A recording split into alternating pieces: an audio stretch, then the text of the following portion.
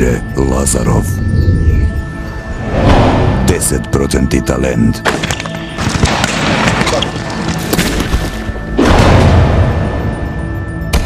20% naporna работа.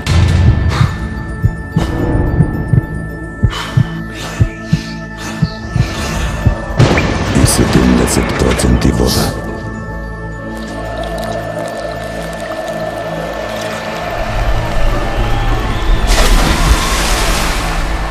Pelistarka.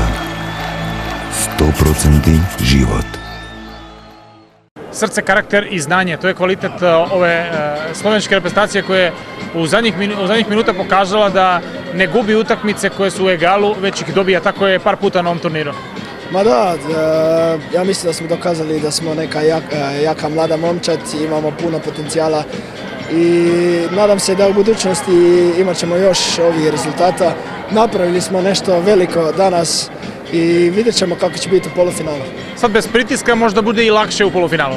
Pa sigurno, znali smo da smo malo bolji na papiru od Rusa, ali oni su jaka momčad, bilo nam je teško, mučili smo se u prvom poluvremenu, ali sad možemo se opustiti, igramo vjerovatno protiv Španaca i vidjet ćemo kako će biti.